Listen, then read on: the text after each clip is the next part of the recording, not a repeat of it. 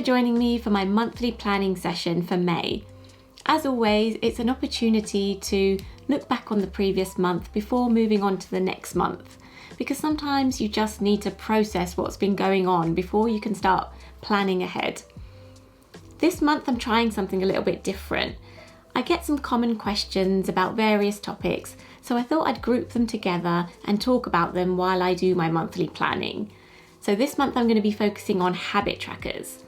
If you think of any questions that you have or any topics that you want me to cover, then let me know in the comments below.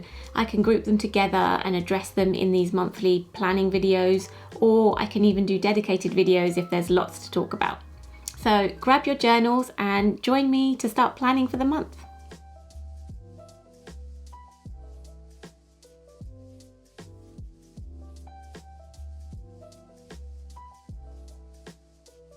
So first up, I look through my annual trackers for mood and wellness activities.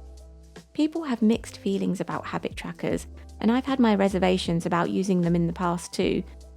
So today, I thought I'd take the opportunity to talk a bit more about habit tracking in this video. Starting with, what's the point of tracking habits every day? Well, habit trackers provide you with an immediate reward, which is seeing that you've completed your habit.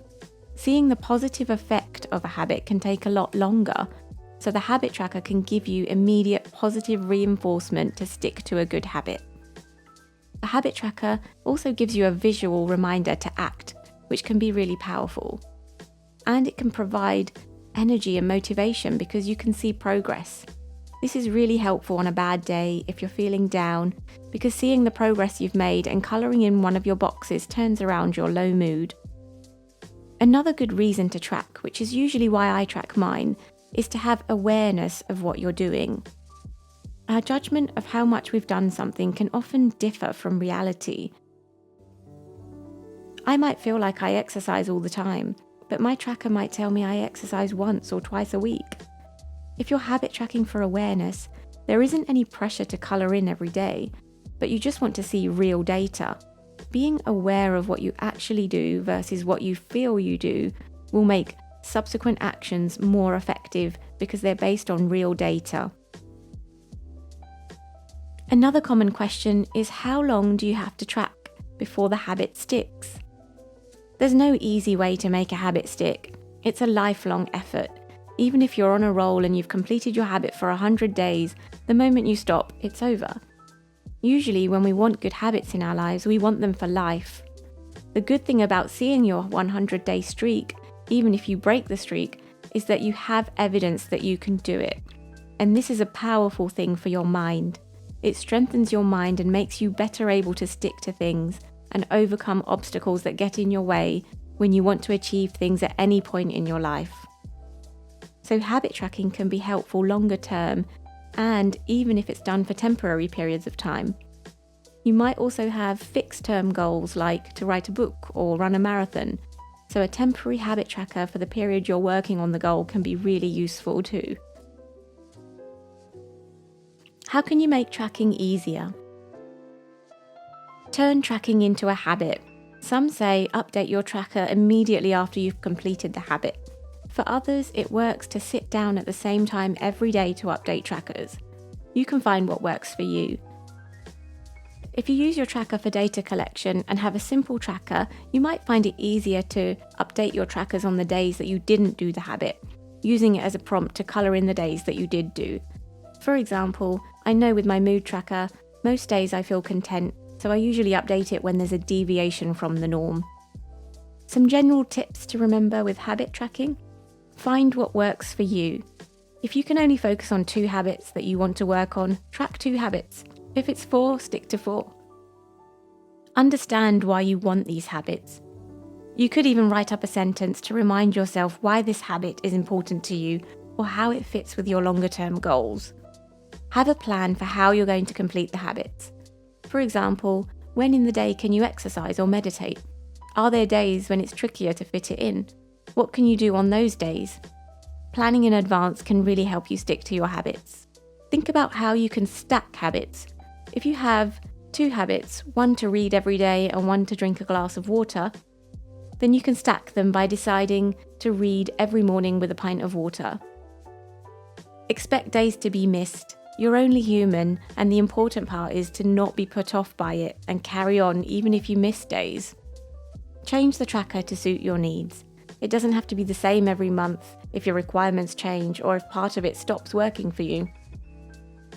Let me know if you have any other topics you'd like me to talk about in these videos. I'm happy to collect any common questions and put together some information for you every month when we sit down to do some monthly planning. Next up, I have my book tracker, which I update with all the books I've read in the month. This month I have 5 different books to add. I do get a lot of questions about how to read more and tips on how to read more, so if that's of interest, I'm happy to cover that in the next monthly planning video too, or do a dedicated video.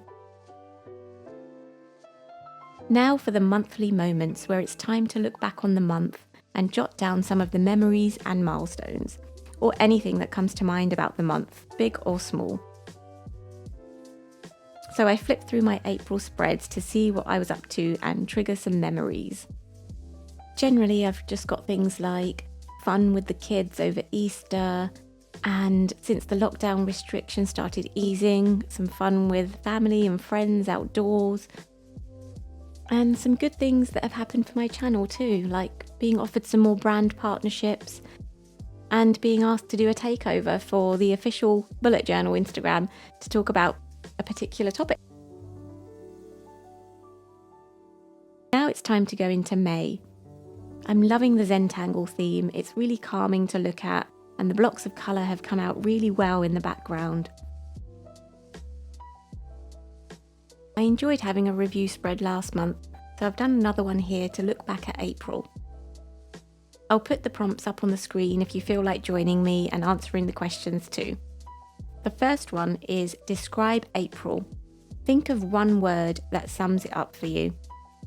You can think about the things that you did, how you felt, and maybe things that were going on in the world that impacted what you did or felt.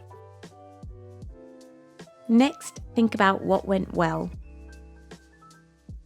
On my list, I've got things like being more active, going on lots of walks, reading lots of books, being contacted by brands that I love, relaxing with the kids, especially over Easter, decluttering, and even something really simple, enjoying the sun in the garden. I haven't missed a single opportunity to soak in the sun while it's here, playing with the kids outside and even working outside with my husband on our laptops. Next we have what did I learn? On this list I've included classes I've done on Skillshare, things I've learnt about from books I've read, and theories I wrote about in my blog posts. I also have a weekly newsletter where I share some of the new things I've learnt. You can also put in any life lessons or realizations you had in the month, learning to cook something new, learning to draw something new, anything. We're always learning.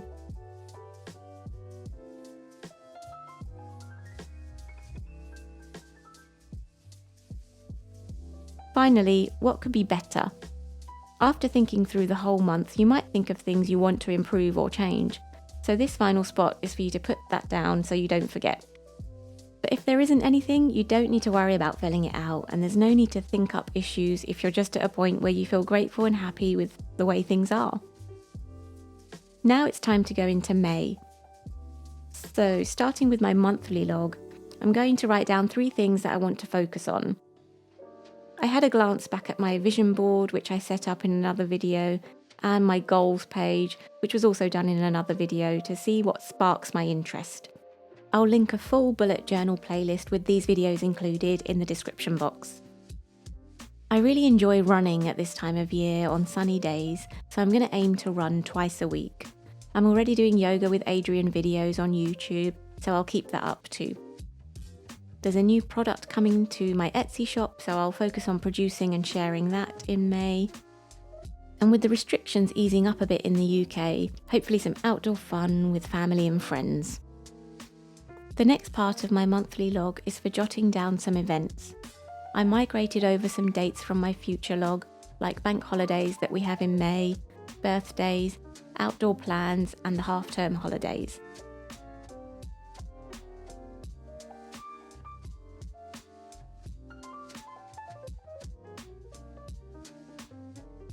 As always, I have a read through my simple things list to remind me of some of the simple pleasures that I can enjoy in May. Then I have my growth list for April, the 3 things I'll do for growth. A book that I'm going to read is The Artist's Journey. This is a book by Stephen Pressfield, who explains in the blurb that he has a theory that we all have a hero's journey. He thinks we live out our primary hero's journey in real life until we find our calling and produce the work that we were born to create.